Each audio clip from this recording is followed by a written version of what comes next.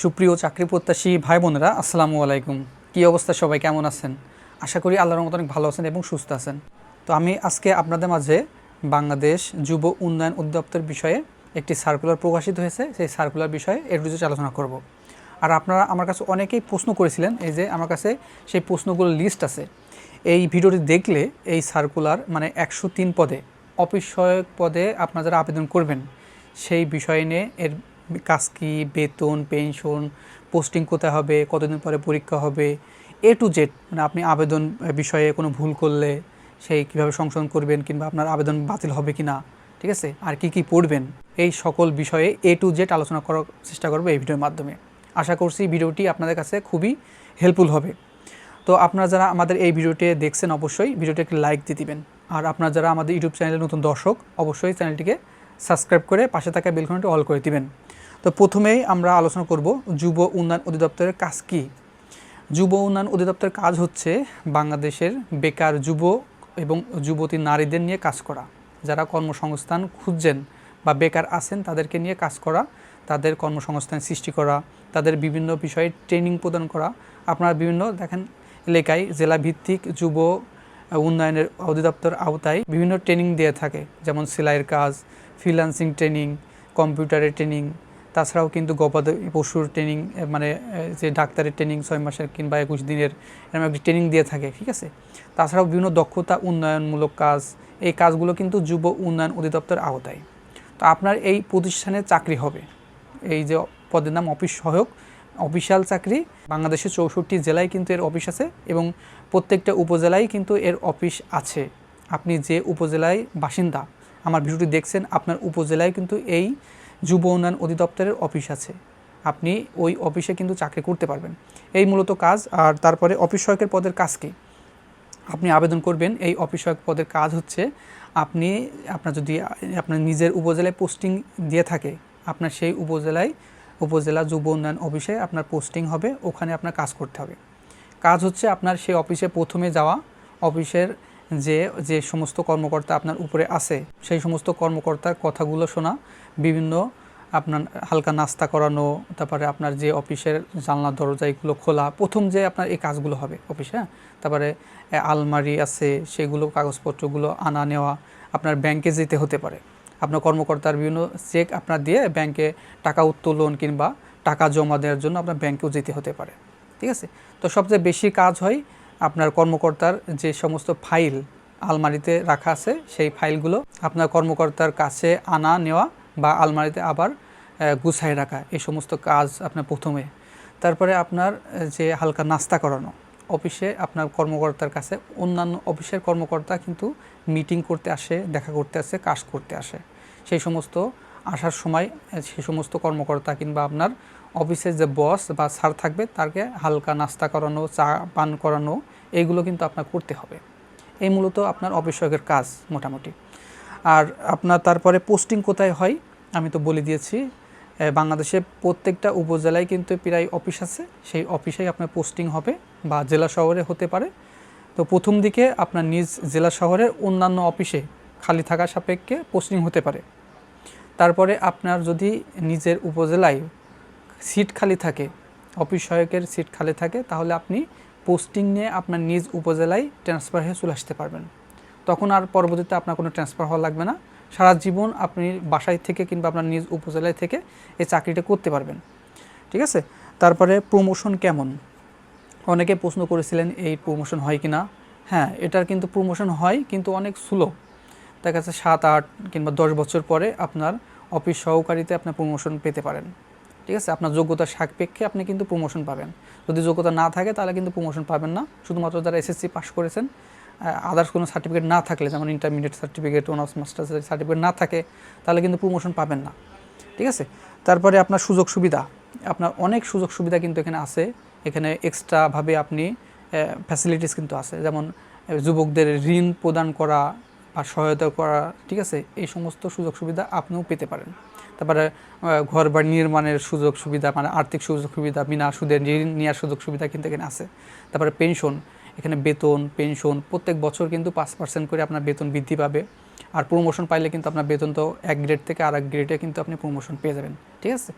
তাছাড়াও এখানে বাসা ভাড়ার সুবিধা পাবেন, ঠিক আছে, তারপরে চিকিৎসার সুবিধা পাবেন, মানে সরকারি সকল ফ্যাসিলিটিস কিন্তু এখানে পাবেন। এটা সম্পূর্ণ সরকারি চাকরি।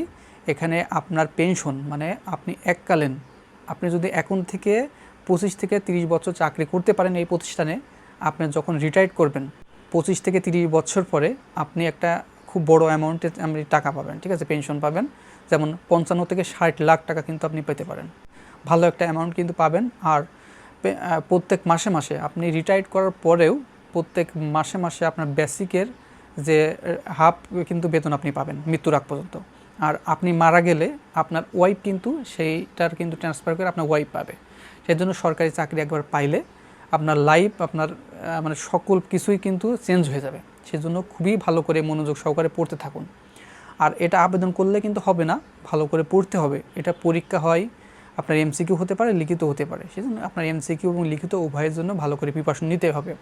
তো আমাদের একটি ভালো চূড়ান্ত সাজেশন তৈরি করেছি যুব উন্নয়ন অধিদপ্তরের জন্য, অফিস সহায়ক পদের জন্য। এটি বাংলা, অঙ্ক, ইংরেজি, সাধারণ জ্ঞান সকল বিষয় মিলে আমরা এমসিকিউ এবং লিখিতের জন্য একটি চূড়ান্ত সাজেশন পিডিএফ তৈরি করেছি। আপনি চাইলে উপরে দিয়ে হোয়াটসঅ্যাপ নাম্বার আছে, ওখানে যোগাযোগ করে আমাদের এই সাজেশনটি কালেকশন করে এখন থেকে ভালো করে প্রিপারেশন নিলে আপনি ভালো একটি রেজাল্ট করবেন আশা করা যায়।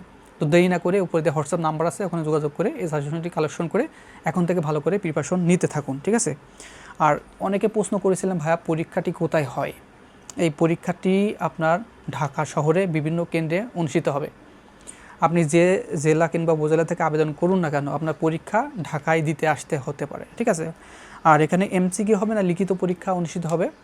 এখানে এমসিকিউ এবং লিখিত হতে পারে, বেশিরভাগই লিখিত পরীক্ষা অনুষ্ঠিত হয়।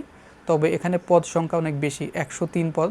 আর এখানে আবেদনও কিন্তু অনেক বেশি পড়বে। সেজন্য প্রাথমিক বাছাই পরীক্ষা মানে এমসিকিউ পরীক্ষা হওয়ার পরে আপনার লিখিত পরীক্ষা অনুষ্ঠিত হতে পারে। সেজন্য আপনার এমসিকিউ এবং লিখিত উভয়ে কিন্তু ভালো করে প্রিপারেশন নিতে হবে। তারপরে বয়স কত লাগে? এই চাকরিতে আবেদন করার ক্ষেত্রে আপনার বয়স অবশ্যই 18 থেকে 32 বছরের ভিতর হলে আবেদন করতে পারবেন। 18 বছর নিচে এবং 32 বছর উপরে হলে আবেদন করতে পারবেন না। আর এখানে পুরুষ এবং মহিলা উভয় আবেদন করতে পারবেন, সমস্যা হবে না। পরে আরেক ভাই প্রশ্ন করেছিলেন, আমি এসএসসি পাস করেছি, মার্কশিট দিয়ে আবেদন করতে পারবো কি না? অবশ্যই আপনি এসএসসি রেজাল্ট বের হলে আপনি মার্কশিট দিয়ে আবেদন করতে পারবেন। এখানে আবেদন করতে কোনো কাগজপত্র জমা দেওয়া লাগে না, শুধুমাত্র অনলাইনের রেজাল্ট, আপনার পাসিং ইয়ার, এইগুলোই কিন্তু লাগে, ঠিক আছে, সমস্যা হবে না। বিবাহিতরা আবেদন করতে পারবে কি না? অবশ্যই এখানে বিবাহিত এবং অবিবাহিত আবেদন করতে পারবেন। এখানে এক ভাই প্রশ্ন করেছিলেন মাঠ কোথায় হবে? এই পরীক্ষার মাঠ হয় না ভাইয়া, এটার আপনার পরীক্ষা অনুষ্ঠিত হয়।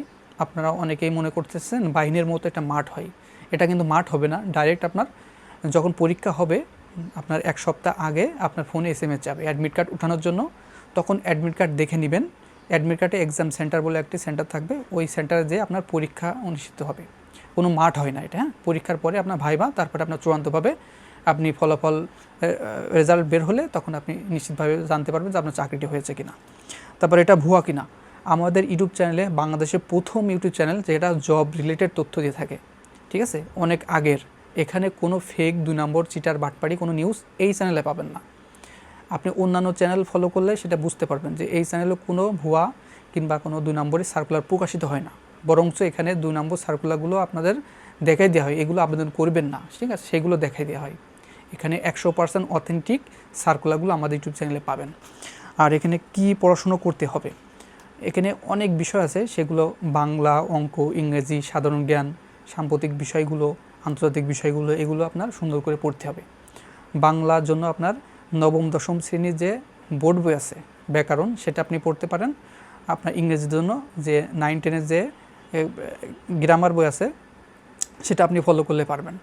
আর সাধারণ জ্ঞানের জন্য আপনার বই পাওয়া যায়, বিভিন্ন গাইড পাওয়াগুলো আপনি পড়তে পারেন, লাইব্রেরিতে খোঁজ নেবেন, তাহলে আপনি বুঝতে পারবেন, হ্যাঁ। আর আমাদের তো একটি পিডিএফ আছে, ওই পিডিএফটি পড়লে আপনি সুন্দর একটি ধারণা পাবেন। এটাই পড়লে এখান থেকে আপনি অনেকগুলো প্রশ্ন ইনশাল্লাহ কমন পাবেন আশা করা যায়। তো উপরে যে হোয়াটসঅ্যাপ নাম্বার আছে ওইটা যোগাযোগ করলে এখানে বাংলা, অঙ্ক, ইংরেজি, সাধারণ জ্ঞান, সাম্প্রতিক তথ্য সকল বিষয় দেওয়া থাকবে। আর আপনারা এটার পরীক্ষা কতদিন পরে হবে এক ভাই প্রশ্ন করেছিলেন, হ্যাঁ। এটার পরীক্ষা হবে আপনার এখন থেকে আবেদন শুরু হয়েছে, আপনার পরীক্ষা 3 থেকে 6 মাসের ভিতরে পরীক্ষাটা অনুষ্ঠিত হয়ে যাবে, ঠিক আছে। সেজন্য আপনার হাতে আপনার সর্বোচ্চ 4 মাস থেকে 5 মাস সময় পাবেন। সেজন্য ভালো করে এখন থেকে প্রিপারেশন নেবেন, যাতে আপনি পরীক্ষায় টিকে আপনি চাকরিটি আপনি পেতে পারেন। এটা খুবই ভালো চাকরি, এখানে আপনার নিজ উপজেলায় নিজ গ্রামে থেকে আপনি এই অফিসটি করতে পারেন। তারপরে আর এক ভাই কমেন্ট করেছিলেন, ভাইয়া আমি আবেদন ফর্মে যদি নামের বানান ভুল হয় তাহলে সমস্যা হবে কি না? অবশ্যই সমস্যা হবে। আপনার আবেদন করার ক্ষেত্রে আপনার নামের বানান নির্ভুলভাবে আপনি পূরণ করবেন, যাতে কোনো সমস্যা না হয়, ঠিক আছে? তারপরে আরেক ভাই প্রশ্ন করেছেন, ভাই আবেদন করেছি, পেমেন্ট করতে হবে কিভাবে? যে কোনো টেলিটক সিমের মাধ্যমে আপনার পেমেন্টটি সম্পূর্ণ করতে হবে। তো আমাদের একজন এক্সপার্ট আছে, তার সাথে যোগাযোগ করে আপনি নির্ভুলভাবে আবেদন করে নিতে পারেন ঘরে বসে, আর পেমেন্টও তার মাধ্যমে করে নিতে পারবেন, ঠিক আছে? আপনি সকল তথ্য তার কাছে দিবেন, আপনি ঘরে বসে থেকে আবেদনগুলো কমপ্লিট করে নেবেন। আর শুধুমাত্র আবেদন করলে হবে না, আপনি অবশ্যই ইউজার আইডি পাসওয়ার্ড পেয়েছেন কিনা সেটাও কিন্তু আপনার কনফার্ম হতে হবে। যদি আপনি ইউজার আইডি পাসওয়ার্ড আপনার ফোনে SMS যায়, তাহলে বুঝবেন যে আপনার আবেদনটি সম্পূর্ণ হয়েছে। হ্যাঁ, আর এখানে আবেদন করার সময় আবেদন কপি ডাউনলোড করতে ভুলে গেছি। অনেকেই আপনি আবেদন করেন, আবেদনের যে অ্যাপ্লিকেন্ট কপি ডাউনলোড করতে ভুলে যান, পরবর্তীতে ডাউনলোড করতে পারবেন কিনা? অবশ্যই পরবর্তীতে ডাউনলোড করা যায়, সমস্যা হয় না, এটা কোনো সমস্যাই না। তবে যখন আবেদন করবেন অবশ্যই আবেদন কপিটি আপনি এক কপি প্রিন্ট করে এটি আপনার নির্দিষ্ট ভালো ফাইল, যে চাকরির জন্য একটা ফাইল কিনবেন, সেই ফাইলে জমা রাখবেন, যাতে পরবর্তীতে কোনো সমস্যা না হয়। তো আপনাদের সকলের জন্য শুভকামনা রইল। আর এই বিষয়ে বাংলাদেশ যুব উন্নয়ন অধিদপ্তর অফিস সহায়ক পদের জন্য চাকরির বিষয়ে আর কোনো তথ্য জানার থাকলে এই ভিডিও কমেন্ট বক্স আছে, আপনি কমেন্ট করতে পারেন। পরবর্তীতে আপনার কমেন্টের আমি রিপ্লাই দেওয়ার চেষ্টা করব। তো ভালো থাকবেন, সুস্থ থাকবেন, দেখা হবে নেক্সট আকর্ষণীয় জব সার্কেল এবং শিক্ষামূলক তথ্য নিয়ে।